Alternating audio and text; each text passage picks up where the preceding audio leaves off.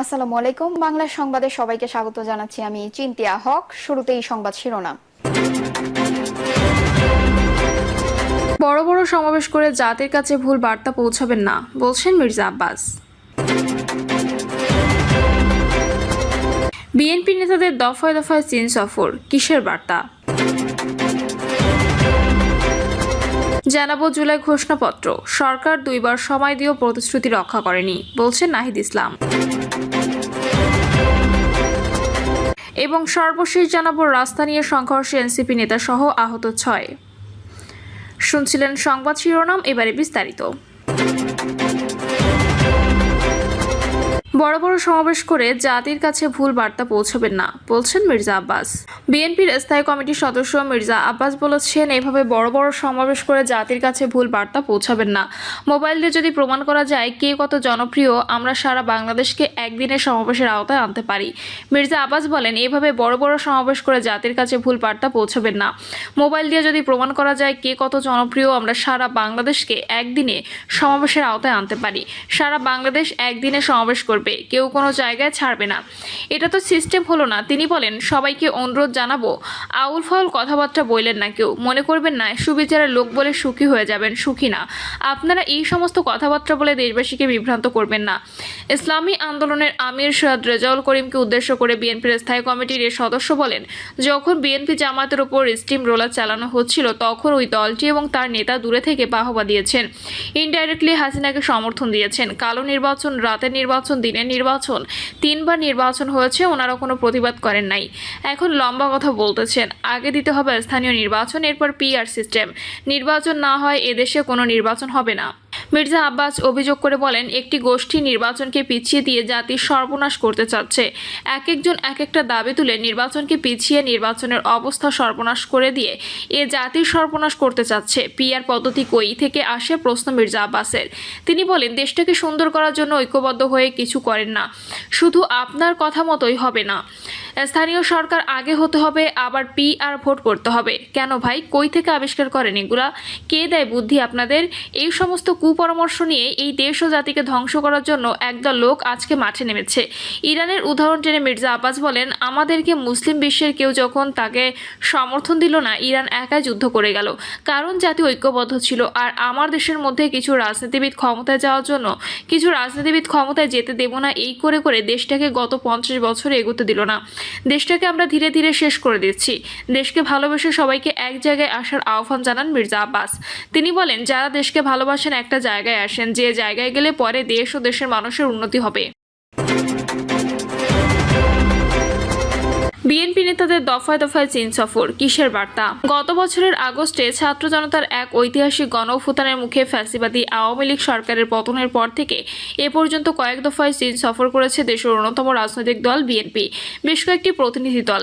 বিএনপির ওই প্রতিনিধি দলে ছিলেন দলটির স্থায়ী কমিটির সদস্য গয়েশ্বরচন্দ্র রায়। তিনি বলেন, সফরটি খুবই ভালো হয়েছে। সামনে নির্বাচনে আমরা যদি সরকার গঠন করি, তাদের যেন প্রবলেমে না হয়, ধারাবাহিকতা যেন থাকে, এগুলো নিয়ে আলাপ হয়েছে। তারাও ইতিবাচক বলেছে, আমরাও ইতিবাচকভাবে দেখছি। বিএনপি প্রতিনিধি দলের এই সফরটিকে কূটনৈতিকভাবে বেশ গুরুত্বের সঙ্গে দেখছেন বিশ্লেষকরা। তারা বলেছেন, বিএনপির উচ্চ পর্যায়ের প্রতিনিধি দলের এই সফর ভবিষ্যতে কূটনৈতিক সম্পর্কের জন্য ইতিবাচক ইঙ্গিত বহন করে।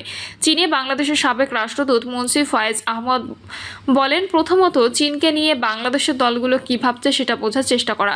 দ্বিতীয়ত তাদের স্বার্থগুলোর আছে, সেগুলোর ধারাবাহিকতা কিভাবে থাকবে সেটা নিয়ে আলোচনা করা। আওয়ামী লীগ সরকার পতনের পর এ নিয়ে 3 দফায় চীন সফরে গিয়েছেন বিএনপি নেতারা। চলতি বছরের ফেব্রুয়ারিতে বিএনপি জাতীয় স্থায়ী কমিটির সদস্য আব্দুল মঈন খানের নেতৃত্বে বিএনপি ও মিত্র রাজনৈতিক দলের একটি প্রতিনিধি দল চীন সফর করে। এর আগে গত বছর অর্থাৎ 2024 সালের নভেম্বরে দলের ভাইস চেয়ারম্যান আসাদুজ্জামান খান রিপনের নেতৃত্বে চীন সফরে যায় বিএনপির একটি প্রতিনিধি দল। অবশ্য আওয়ামী লীগের পতন হওয়ার পর বিএনপি ছাড়াও জামায়াত ও আরও কয়েকটি রাজনৈতিক দলের নেতারাও চীন সফর করেছে। বিশ্লেষকরা বলছেন, এসব সফরে শুধু কৌশলগত আলোচনায় নয়, বরং বিএনপি চীনের সঙ্গে নিজেদের রাজনৈতিক যোগাযোগ আরও দৃঢ় করতে চেয়েছে। গত 22শে জুন চীনের কমিউনিস্ট পার্টির আমন্ত্রণে বিএনপি মহাসচিবের নেতৃত্বে একটি উচ্চ পর্যায়ের প্রতিনিধি দল চীন সফরে যায়। এই সফরে আরও ছিলেন দলের স্থায়ী কমিটির সদস্য মির্জা আব্বাস, গয়েশ্বরচন্দ্র রায়, সেলিমা রহমান, বিএনপি চেয়ারপারসন উপদেষ্টা কাউন্সিলের সদস্য সহ 10 জন সদস্য। বিএনপি প্রতিনিধি দলের সদস্যরা চীনের পররাষ্ট্র বিষয়ক উপমন্ত্রী স্থান ওয়েইডিয়ং কমিউনিস্ট পার্টির আন্তর্জাতিক বিভাগের মন্ত্রী লিউ জিয়ানচাও এবং ন্যাশনাল পিপলস কংগ্রেসের স্ট্যান্ডিং কমিটির ভাইস চেয়ারম্যান লি হংঝংয়ের সঙ্গে বৈঠক করেন। সফর শেষে শুক্রবার রাতে ঢাকায় ফিরে বিএনপি মহাসচিব মির্জা ফখরুল সাংবাদিকদের বলেছেন, চীন সফরে দেশটির সঙ্গে বিএনপির সম্পর্ক আরও শক্তিশালী হয়েছে। তিনি বলেন, এই সফরটি ছিল রাজনৈতিক। চীনে আমাদের সফর অত্যন্ত সফল হয়েছে। কমিউনিস্ট পার্টির পলিট ব্যুরোর সঙ্গে অত্যন্ত ফলপ্রসূ ও সফল বৈঠক হয়েছে। পার্টি টু পার্টি সম্পর্ক আরও নিবিড় ও শক্তিশালী হয়েছে। শুধু কৌশলগত আলোচনায় নয়, বরং বিএনপি ও চীনের সঙ্গে নিজেদের রাজনৈতিক যোগাযোগ আরও দৃঢ় করার উদ্যোগ নিয়েছেন দেখছে বিএনপির স্থায়ী কমিটির সদস্য গয়েশ্বরচন্দ্র রায় বলেন, এখানে আমাদের চেয়ে চীনের আগ্রহই বেশি, কারণ বাংলাদেশে চীনের ব্যবসা রয়েছে, সেটা তারা অব্যাহত রাখতে চায়, উন্নয়ন সহযোগী হিসেবে কাজ করতে চায়। তিনি বলেন, এই সফরে চীনা কমিউনিস্ট পার্টির পলিট ব্যুরোর ডিসিপ্লিনারি কমিটির চেয়ারম্যানের সঙ্গে গ্রেট হলে মিটিং হয়েছে। গ্রেট হলে মিটিং সাধারণত হয় রাষ্ট্রপ্রধান ও সরকার প্রধানদের সঙ্গে। সুতরাং বুঝতে হবে যে এখান থেকে আমাদের গুরুত্ব কম দেয়নি। দলটি বলছে, চীন বাংলাদেশের উন্নয়ন সহযোগী। আগামীতে নির্বাচনের মাধ্যমে যদি বিএনপি ক্ষমতায় আসে, তাহলে উন্নয়নমূলক কাজের ধারাবাহিকতা থাকে, সেটিও চীনের একটি অন্যতম উদ্দেশ্য। গত ১.৫ দশকেরও বেশি সময় ধরে বাংলাদেশের রাষ্ট্র ক্ষমতায় ছিল আওয়ামী লীগ। এই সময় বাংলাদেশের সঙ্গে চীনের অর্থনৈতিক ও ব্যবসায়িক সম্পর্ক ছিল বেশ ইতিবাচক।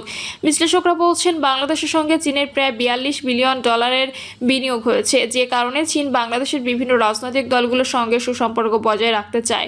বাংলাদেশ চীন অ্যালামনাই অ্যাসোসিয়েশনের সেক্রেটারি ও শাহজালাল বিজ্ঞান ও প্রযুক্তি বিশ্ববিদ্যালয়ের পলিটিক্যাল স্টাডিজ বিভাগের অধ্যাপক শাহাবুল হক বিবিসি বাংলাকে বলেন, চীন বর্তমানে বাংলাদেশের অন্যতম প্রধান কৌশলগত ও অর্থনৈতিক অংশীদার, যে কারণে তারা বিএনপি সহ অন্যান্য রাজনৈতিক দলের সঙ্গে সম্পর্ক উন্নয়নে যে আলোচনা করছে, সেটা মূলত ইকোনমিক ডিপ্লোম্যাসি।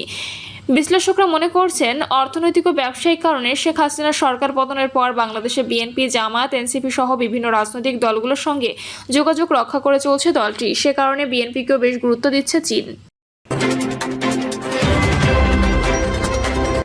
জুলাই ঘোষণাপত্র, সরকার 2বার সময় দিয়ে প্রতিশ্রুতি রক্ষা করেনি, বলছেন নাহিদ ইসলাম। জুলাই ঘোষণাপত্র প্রকাশ্যে অন্তর্বর্তীকালীন সরকার দুইবার সময় দিয়েও প্রতিশ্রুতি রক্ষা করেনি বলে মন্তব্য করেছেন জাতীয় নাগরিক পার্টির আহ্বায়ক নাহিদ ইসলাম। ওই পোস্টে নাহিদ ইসলাম লেখেন, জুলাই ঘোষণাপত্র হচ্ছে জুলাই ছাত্র গণঅভ্যুত্থানের ঐতিহাসিক প্রেক্ষাপট, শহীদ, আহত ও নেতৃত্বদের অবদান এবং রাজনৈতিক নিরাপত্তা সুরক্ষা এবং জুলাইয়ের আকাঙ্ক্ষার সংজ্ঞায়ন নিশ্চিতে একটি জাতীয় দলিল, যা পরবর্তীতে আইনি ও সাংবিধানিক ভিত্তি পাবে।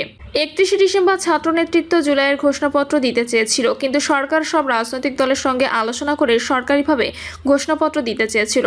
ছাত্র নেতৃত্ব তাই তাদের উদ্যোগ থেকে সরে এসেছিল। তিনি লেখেন, সরকার বিভিন্ন দল পক্ষ থেকে খসড়া ঘোষণাপত্র চেয়েছিল। সেই সময় বৈষম্য বিরোধী ছাত্র আন্দোলনের পক্ষ থেকে সরকারের কাছে একটা খসড়া ঘোষণাপত্র দেওয়া হয়েছিল।